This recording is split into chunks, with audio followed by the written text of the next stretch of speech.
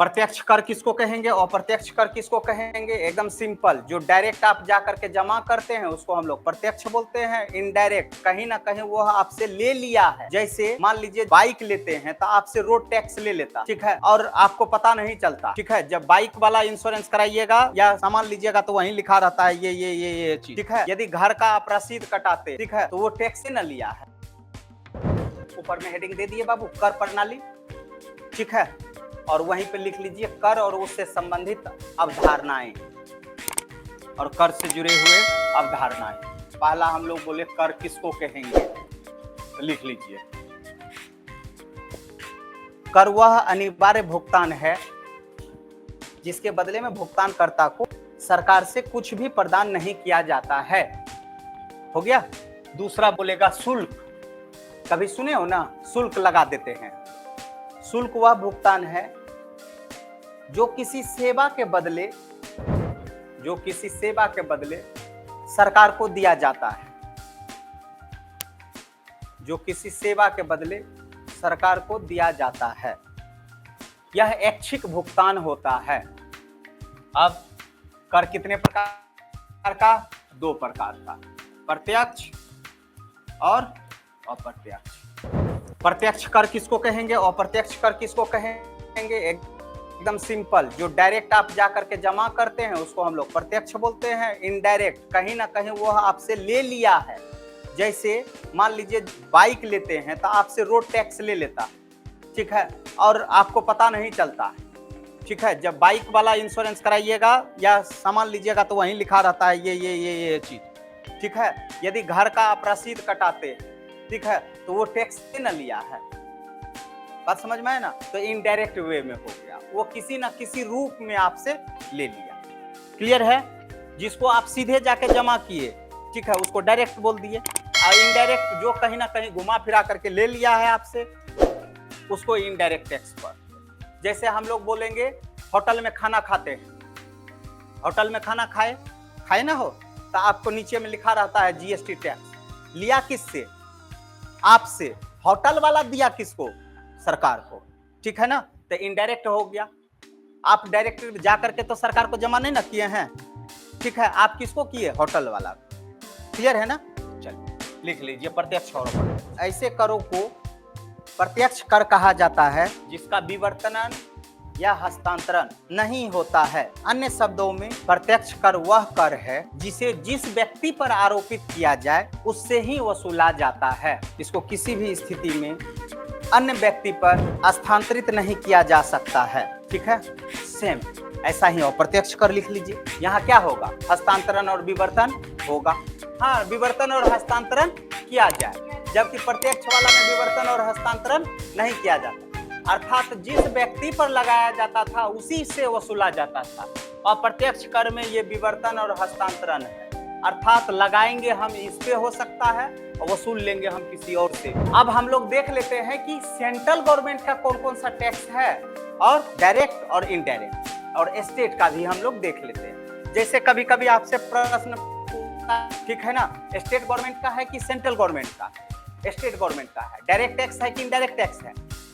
Indirect tax. Film देखते हैं तो आप जाके टिकट कटाए, ठीक है ना, तो वो सिनेमा हॉल वाला ना जमा किया हो, ठीक है। तो कोई भी कर आएगा तो वहां पे अपने आप को इमेजिन कर लीजिएगा, तुरंत निकाल दीजिएगा कि ये डायरेक्ट है कि इनडायरेक्ट। बात समझ में आया? अब बहुत सारा फिल्म में देखते होंगे स्टेट क्या करता है, टैक्स फ्री कर देता है ना।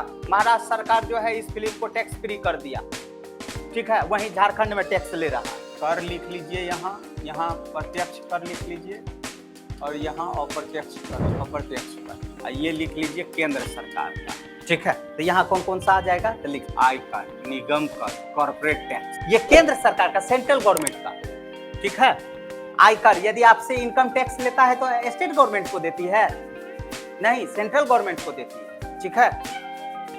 धन कर, संपदा कर, उपहार कर, व्यय कर और लास्ट ब्याज कर, ये सेंट्रल गवर्नमेंट का सीमा शुल्क, उत्पाद शुल्क, हाँ, सेवा कर, केंद्रीय बिक्री कर। हाँ, प्रत्यक्ष में ये टैक्स हो गया और प्रत्यक्ष में ये टैक्स हो गया। अभी हम लोग तो बता दिए ना प्रत्यक्ष किसको कहते हैं और अप्रत्यक्ष किसको कहते हैं। तो दो तरीके का गवर्नमेंट होता है ना, सेंट्रल गवर्नमेंट का अलग टैक्स होगा और स्टेट का होगा। अब जैसे यहाँ पे कुछ कर ऐसा होगा जो आप लोग संविधान में भी पढ़िएगा, एक कर लगाएगा केंद्र, वसूलेगा राज्य, वसूलेगा राज्य। अब राज्य वसूलेगा तो ये क्या करेगा, केंद्र को इतना प्रतिशत दे देगा कि इतना हिस्सा तुम्हारा हो गया, इतना हिस्सा मेरा हो गया। अभी जैसे हम लोग केंद्रीय बिक्री कर लगाए, जीएसटी लगाया कौन है, सेंट्रल गवर्नमेंट, वसूल कौन रहा है, स्टेट गवर्नमेंट। अब वो कर का क्या कर लेता है, डिवाइडिंग कर लेता है। बात समझ में आया ना। तो वहां लिखा रहता है, ऐसे लिखा रहता है CGST।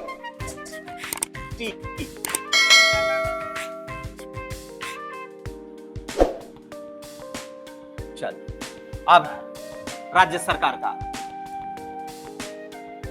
डायरेक्ट टैक्स कौन कौन सा है, लीजिए। नंबर 1, ठीक है, लिख लीजिए, कृषि आय पर कर, कृषि आय पर कर। दूसरा, होटल प्राप्ति पर कर, होटल प्राप्ति पर कर। तीसरा, भू राजस्व, भू राजस्व, भू राजस्व मारेंगे, इधर डनिया, इधर प्रत्यक्ष हुआ, हाँ इधर हो गया अप्रत्यक्ष। रोड पे आप चलते हैं, आपसे वो टैक्स नहीं लेता, ठीक है ना, लेकिन कहीं ना कहीं किसी न किसी रूप पे ले लेता। हाँ, वो टोल टैक्स अलग हुआ, ठीक है। वो टोल टैक्स होता है कि जैसे मान लो कि हमारा जो है यहाँ से यहाँ तक बन गया 4 लेन, तो उस पे हम लोग 1 साल 2 साल तक उस पे कर लगा सकते हैं। हाँ, प्लेटफॉर्म टिकट, तो तुम टिकट टैक्स नहीं ना दी है, वो तुम वहाँ उसका यूज कर रही है सेवा का, तो बदले में तुम उसको दे रही है। हाँ, तो उधार वाला में चले जाओ, यहाँ देख लो, इसका मतलब है ये वाला चीज पे ध्यान नहीं दी तू, है कि नहीं। ये वाला में कर भिन्न राजस्व है। चलो नेक्स्ट, व्यवसाय कर, व्यवसाय कर लिख लिए। नेक्स्ट, गैर शहरी अंचल संपत्तियां, गैर शहरी अंचल संपत्तियां, रोजगार पर कर, अंचल अंचल अंचल पदाधिकारी क्या लिखे हम लोग, रोजगार पर कर। अब बताओ, रोजगार भी करोगे तो पर भी तुमसे टैक्स लेगा, ठीक है। इतना तुम्हारा क्या हो गया, डायरेक्ट टैक्स, जो कौन लगाएगा, स्टेट गवर्नमेंट, ठीक है ना, स्टेट गवर्नमेंट। अब यहीं पे स्टेट गवर्नमेंट का इनडायरेक्ट टैक्स कौन कौन सा है वो लिख लीजिए साइड। बिक्री कर लिख लीजिए यहाँ, बिक्री कर या व्यापार। दूसरा, डीजल पेट्रोल पर बिक्री कर। तीसरा, स्टाम्प व पंजीयन शुल्क। नेक्स्ट, चौथा, प्रवेश कर। नेक्स्ट, विज्ञापन कर। नेक्स्ट, राज्य उत्पाद शुल्क, राज्य उत्पाद शुल्क, ये कल याद हो जाना चाहिए। नेक्स्ट, शिक्षा पर शुल्क, शिक्षा पर कर।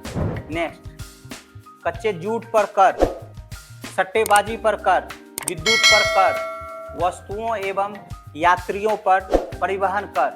नेक्स्ट, गन्ने की खरीद पर शुल्क तथा उपकर। एक कुछ ऐसा सब जगह गन्ना होता है, ऐसा कोई जरूरी तो नहीं, ठीक है। जो चीज होगा वहां पे हम लोग वो चीज लगा दें। और लास्ट, मनोरंजन कर। हाँ, मनोरंजन कर, फिल्म देखती है ना, उसको मनोरंजन कर बोले। हाँ, झूला तुला सब भी जो लगाता है उसको मनोरंजन कर बोलते हैं। इतना तुम्हारा टैक्स। अब तुमसे यदि डायरेक्ट टैक्स और इनडायरेक्ट टैक्स भी पूछेगा तो आराम से बता दीजिएगा, कौन सा केंद्र सरकार का है वो भी बता दीजिएगा, कौन सा राज्य सरकार का है वो भी बता दीजिएगा। कितना याद हो जाएगा ना बाबू, ठीक है। अब तुम्हारा जो है, हम यहाँ पे जब ये चीज समझ गया तो अब बोलो बजट आसान लगा कि नहीं। अब यहाँ पे हम क्या करेंगे, 24-25 का बजट सेट कर देंगे। जिसको एग्जाम देना है उसको याद रखना है, जिसको एग्जाम नहीं देना है इसी तर्ज पे जब एग्जाम देना है वहां उसको क्या करना है, सेट कर देना, ठीक है। अब कोई बच्चा दे रहा है 2027-28 में, 2028-27-28 का ले आएंगे बजट और वहां पे प्रक्रिया यही रहेगा, सेट कर देना है वहां। समझ में आया क्या? पीडीएफ निकाल लेते हैं, काहे कि इसका तो खराब हो गया है। तो आज हम पीडीएफ एगो भेज देंगे 24-25 का बजट का, पढ़िएगा तो आपको लगेगा कि एकदम राजस्व कोषीय घाटा इतना है, पूंजीगत कितना है, ये वो, तो आपको सब चीज आइडिया पता चल जाएगा। समझ में आया? और उसको कल एक बार हम पढ़ के भी समझा देंगे, ठीक है, कोई दिक्कत है? और इसके अलावा कल जो मेंस के लिए इंपॉर्टेंट हो जाएगा वो देखना है हमको बिक्री कर, अर्थात वैट समझेंगे, जीएसटी समझेंगे और उसके अलावा SEZ, ये 3 चीज हम लोग समझेंगे। बात समझ में आया ना? वैट, वैल्यू एडेड टैक्स, इसी का रूपांतरण हो गया जीएसटी। बात समझ में आया? और स्पेशल इकोनॉमिक जोन, ठीक है ना? ये 3 चीज मेंस ऑफ व्यू से समझेंगे हम, ठीक है? कोई दिक्कत है? तब आपका जो है सो हाँ, ठीक है। उसके बाद जो भी डाउट होगा है ना इकोनॉमिक्स का, वो डाउट तुम पूछ लेना।